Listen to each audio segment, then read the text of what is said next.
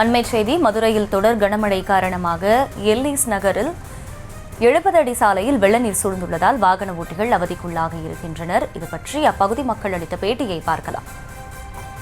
ஆயிரக்கணக்கான மக்கள் போறாங்க. மீனாட்சி அம்மன் கோயில் பார்க்கிங் இருக்கு, இங்க லட்சக்கணக்கான பக்தர் இருக்காங்க. இது ஸ்கூல் 7th டே ஸ்கூல் இருக்கு, இந்த போக்குவரத்து கவர்மெண்ட் ஸ்கூல் இருக்கு. இதுல ஆயிரக்கணக்கான மக்கள், ஆயிரக்கணக்கான பிள்ளைகள் போறாங்க. இதுல கவர்மெண்ட் எந்த நடவடிக்கையும் எடுக்க மாட்டுது. எவ்வளையோ தடவை நாங்களும் போராட்டம் பண்ணி என்னென்னமோ பண்ணிட்டோம். மாநகராட்சியில் கம்ப்ளைண்ட் பண்ணிட்டோம், ஏஐட்ட கம்ப்ளைண்ட் பண்ணிட்டோம். எதுவுமே ஸ்டெப் எடுக்க மாட்டாங்க.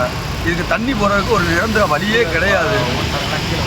2 வீலர் போடுறவங்கலாம் கீழே விழுகுறாங்க, பெண்கள் விழுகுறாங்க, தடிக்கு விழுகுறாங்க. இந்த ரோட்டில் ஒரு நீட்டான இதே கிடையாது.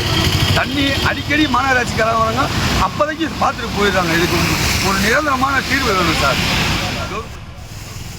கூடுதல் விவரங்களை செய்தியாளர் பாலமுருகன் வழங்க கேட்கலாம். பாலமுருகன், அப்பகுதி மக்கள் முன்வைக்கும் குற்றச்சாட்டுகளை பார்த்து மாநகராட்சி தரப்பில் ஏதேனும் நடவடிக்கை எடுக்கப்பட்டிருக்கா? தற்போதைய நிலை என்ன?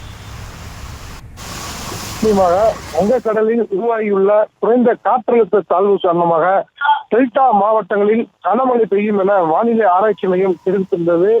மதுரைக்கு ஆரஞ்சு நிறம் அறிக்கையில் வெளியிட்டிருந்தது. இந்த நிலையில் நேற்று இரவிலிருந்து தொடர்ந்து மழை பெய்து வருவதால் மதுரை எல்லிஸ் நகர் 70 அடி ரோடு சாலையில் இருபுறமும் வெள்ளை மழை நீர் சூழ்ந்துள்ளதால் வாகன ஓட்டிகள் மிகவும் அவதிக்குள்ளாகி வருவதாகவும், இந்த பகுதியில் தான் மீனாட்சி அம்மன் கோவில் வாகன காப்பகம் உள்ளது.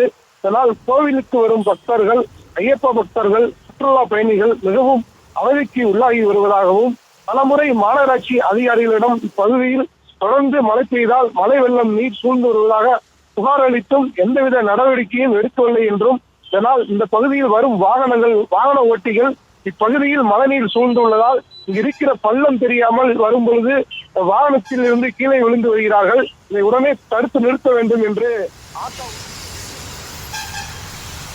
நன்றி பாலமுருகன்.